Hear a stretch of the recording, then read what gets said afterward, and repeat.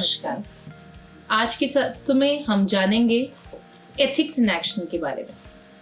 Ethics in action actually ये सबसे महत्वपूर्ण मानव प्रयास है, वो प्रयास जो हमारे कार्यों में नैतिकता के लिए किया गया है, क्योंकि हमारा आंतरिक संतुलन और हमारा अस्तित्व इसी पर निर्भर है। केवल नैतिकता ही हमारे कार्यों में जीवन को सुंदरता और गरिमा दे सकती है। अल्बर्ट आइंस्टीन के अनुसार एथिक्स इन एक्शन उन परिस्थितियों और संदर्भों में समझे गए नियमों और सिद्धांतों के बारे में है जहां व्यक्ति उन अपने नैतिक मूल्यों और सिद्धांतों को वास्तविक जीवन में अप्लाई करता है, वास्तविक रूप से यूज करता है। पब्लिक एथिक्स और बायो एथिक्स अप्लाइड एथिक्स के ही दो उदाहरण हैं, जहां नैतिक मूल्यों को वास्तविक में सामाजिक रूप से अप्लाई किया जाता है। मानव गरिमा, सामाजिक न्याय, कॉमन ग्लोबल गुड और वेलबीइंग में भी एथिक्स इन एक्शन का ही बहुत महत्वपूर्ण रोल है। इस तरह की चुनौतियों में जैसे हिंसा, युद्ध, धार्मिक और जातीय उग्रवाद, जेंडर वायलेंस और ड्रग्स की तस्करी आदि पर्यावरणीय खतरे जैसी में भी प्रजातियों को और प्रकृति का विनाश का सामना करना पड़ता है और सामाजिक बहिष्कार, गरीबी, डिप्रेवेशन, डिस्क्रिमिनेशन के रूप में देखा जाता है। सभी स्तरों पर व्यक्तियों और समुदायों के पास इन चुनौतियों का जवाब देने की वास्तविक क्षमता होती है और इस प्रकार ऐसा करने के लिए उनके पास संबंधित नैतिक दायित्व होता है। इन सब प्रॉब्लम्स के लिए समाज के सदस्यों को हमेशा सरकार पर निर्भर रहने की आवश्यकता नहीं है, बल्कि व्यक्तिगत रूप से हम नैतिक कार्यों और निर्णयों के जरिए अपना योगदान ऐसी समस्याओं के हल के लिए दे सकते हैं। आप कुछ भी हों, एक स्कूल टीचर, किसान, डॉक्टर या बिजनेसमैन, नैतिक एक्शन के जरिए आप अपने सामान्य निर्णयों के द्वारा भी असामान्य अंतर समाज में ला सकते हैं। आइए इसे हम एक केस स्टडी के जरिए समझते हैं। यह मलेरिया को नियंत्रण करने के लिए DDT के छिड़काव के बारे में एक केस स्टडी है। WHO यानी वर्ल्ड हेल्थ ऑर्गेनाइजेशन के अनुसार मलेरिया दुनिया का सबसे घातक बीमारियों में से एक है। हर साल सब सहारन अफ्रीका में लगभग 8.5 लाख लोगों की मौत इस मलेरिया की वजह से हो जाती है, जिसमें ज्यादातर बच्चे होते हैं। येलो फीवर, टाइफस और मलेरिया जैसे जानलेवा बीमारियों को खत्म करने के लिए DDT जो एक केमिकल है उसका उपयोग किया जाता है, लेकिन DDT और उसके अन्य इंसेक्टिसाइड्स और पेस्टिसाइड्स एनवायरनमेंट और पर्यावरण के लिए बहुत नुकसानदायक हैं और यहाँ तक कि मानवों के लिए भी ये कैंसर कॉजिंग साबित हुए हैं। वैज्ञानिकों ने बताया है कि DDT के छिड़काव के विभिन्न प्रकार के मानव स्वास्थ्य पर प्रभाव होते हैं।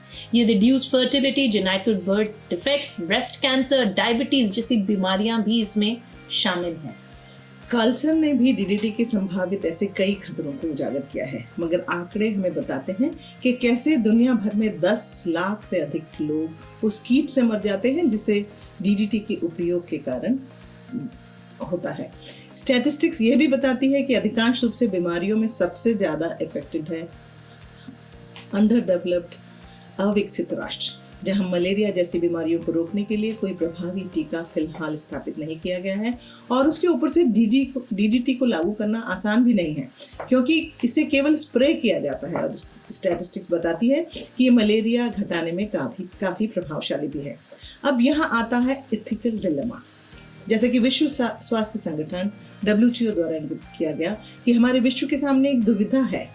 एक और बहुत से लोग मलेरिया से नकारात्मक रूप से प्रभावित हो रहे हैं और उन्हें एक किफ़ायती और प्रभावी उपाय की आवश्यकता है, तो दूसरी ओर उन्हें चिंता का विषय है कि एक ऐसे केमिकल पर निर्भरता जो हल्की मलेरिया को तो खत्म कर देता है मगर उसे उजागर होने वाले फार रीचिंग कंसिक्वेंसेस के लिए और भी घातक है। तो हमारे सामने ये नैतिक प्रश्न है, क्या हमें मलेरिया के खिलाफ चयनित स्थानों पर DDT के छिड़काव की अनुमति देनी चाहिए? ऐसे एथिकल डिलेमास केवल एक पर्सपेक्टिव से नहीं हल किए जा सकते। इनमें सारे स्टेक होल्डर्स और व्यू पॉइंट्स को लेना अत्यंत आवश्यक है। इसलिए कोई भी डिसीजन या एक्शन लेने से पहले उसका विश्लेषण करना बहुत महत्वपूर्ण है। हम क्या आप ऐसे नैतिक विश्लेषण जो होते हैं उनमें क्या बातों को ध्यान में केंद्र में रखना चाहिए? क्या आप उन कंपोनेंट्स पे बिंदु डाल सकते हैं? नैतिक विश्लेषण हम देखें तो आमतौर पर 4 केंद्रीय कंपोनेंट के आसपास होता है। सबसे पहला, एजेंट के कैरेक्टर और इंटेंशंस का इवैल्यूएशन। एजेंट किन गुणों और दोषों का उदाहरण देता है। दूसरा, किसी एक्शन के इनहेरेंट गुणों का मूल्यांकन करना और उसका इवैल्यूएशन करना कि इस एक्शन से किन अधिकारों या कर्तव्यों को पूरा किया जा रहा है या उनका उल्लंघन हो रहा है। किसी एक्शंस के परिणाम यानी कंसिक्वेंसेस का मूल्यांकन, जिसे हम कॉजल इफेक्ट भी कहते हैं। इन एक्शनों से क्या लाभ हो रहा है या क्या हानि होती है। ये एक्शन का प्रभाव किन किन लोगों पर पड़ता है। क्या उन लोगों को जिन पर इस एक्शन का प्रभाव पड़ रहा है उनसे सलाह मशवरा किया गया है। क्या उनकी ओपिनियन और व्यू पॉइंट को शामिल किया गया है। साथ ही यह संदर्भ यानी उस एक्शन के कंटेक्स्ट का इवैल्यूएशन जिसमें यह एक्शन लिया गया है, क्या जो एक्शन लिया गया है उसको प्रणाली या संदर्भ का समर्थन करती है या उसे कमजोर करती है। इस एनालिसिस से आप अपने एक्शन को एथिकल पैरामीटर पर मूल्यांकित कर सकते हैं। आप जान सकते हैं कि आपका कार्य नैतिक है, वो आपके आसपास के लोगों को कैसे प्रभावित कर रहा है, क्या आपके कार्य सकारात्मक परिवर्तन ला सकते हैं। एक एथिकल डिसीजन और एक्शन हमेशा सस्टेनेबल होना चाहिए। ये एक ऐसा एक्शन होना चाहिए जो सिर्फ आप पर ही केंद्रित नहीं है। ये एक्शन सब हितधारकों यानी स्टेक होल्डर्स के बारे में सोचकर लिया जाना चाहिए। ऐसा एक्शन राइटनेस पर आधारित है। ये एक्शन कंसिक्वेंस और कंटेक्स्ट दोनों को आधारशिला बना के चलता है। इसलिए एथिक्स इन एक्शन का उदाहरण हम मानेंगे तो वही सही मायने में सस्टेनेबल होगा। एक सस्टेनेबल समाज अपनी प्राकृतिक और सामाजिक व्यवस्था की वहन क्षमता यानी कैरिंग कैपेसिटी के भीतर रहता है। इसमें लॉज और इंसेंटिव्स की एक प्रणाली होती है जो नैतिक कार्य यानी एथिकल एक्शंस को बढ़ावा देती है, जो अल्टीमेटली सस्टेनेबिलिटी की ओर ले जाती है। एक सस्टेनेबल समाज वही होता है जो ऐसे नैतिक मूल्यों यानी एथिकल वैल्यूज और नॉर्म्स को अपनी आधारशिला बनाते हुए आगे बढ़े। ऐसे समाज के सदस्य स्वेच्छा यानी वॉलंटरली एकजुट होकर ऐसे नैतिक नियमों का पालन करते हैं और जब आवश्यक पड़े, जब ऐसी आवश्यकता आए तो उन्हें एनफोर्स भी करते हैं। बिल्कुल, एथिक्स इन एक्शन वो नैतिक प्रयास है जो सस्टेनेबल डेवलपमेंट से जुड़ी चुनौतियों से निपटने के लिए आवश्यक है। नैतिक आयाम स्थायी और अभिन्न विकास प्राप्त करने की मानवीय क्षमता और उस क्षमता को क्रियान्वित करने के लिए संबंधित नैतिक दायित्वों पर केंद्रित है।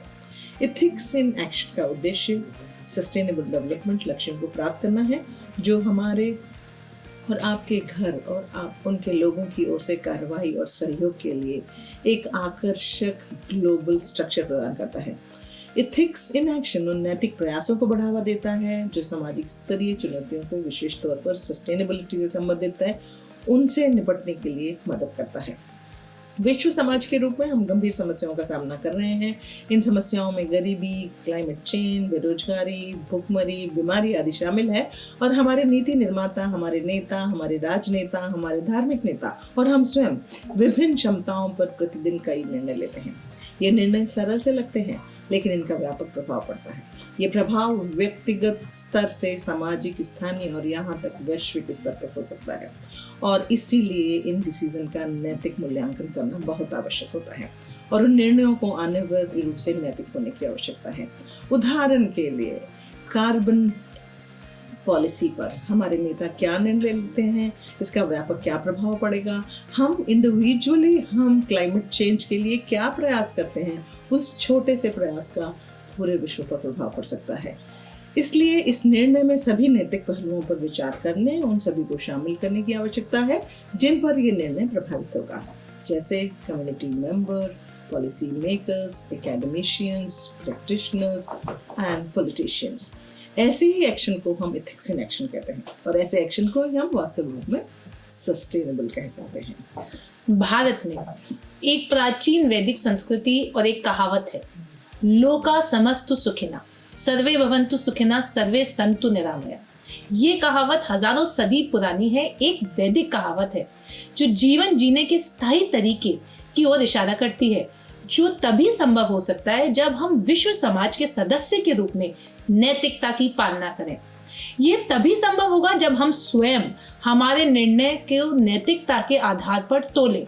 ये तभी होगा जब हम केवल व्यक्तिगत दृष्टिकोण से नहीं बल्कि पूरे समाज के दृष्टिकोण से निर्णय लेना शुरू करें। ऐसा निर्णय नैतिकतापूर्ण व्यवहार ही हमें वास्तविक विकास की ओर ले जाएगा, जहां केवल हमारा व्यक्तिगत विकास ही नहीं बट समूची सृष्टि, समूचे समाज, समूचे जगत का विकास हो पाएगा। वही सही मायने में सस्टेनेबल डेवलपमेंट होगा। ऐसा विकास जो आज ही नहीं बल्कि आने वाली सभी पीढ़ियों की जरूरतों को ध्यान में रखते हुए लिया जाएगा। विकास जो कि भविष्य की पीढ़ियों की अपनी जरूरतों को पूरा करने की क्षमता से समझौता किए बिना वर्तमान की जरूरतों को भी पूरा करेगा। यह अनिवार्य रूप से नैतिकता पर ही आधारित है। रोजमर्रा की नैतिक निर्णय और नेतृत्व से व्यक्ति न केवल अपने जीवन में बल्कि समाज में पूरे बहुत ही महत्वपूर्ण परिवर्तन ला सकता है। आइए इस पद्म पुरस्कारों के वीडियो को देखते हैं जो इसी बात को परिभाषित करते हैं।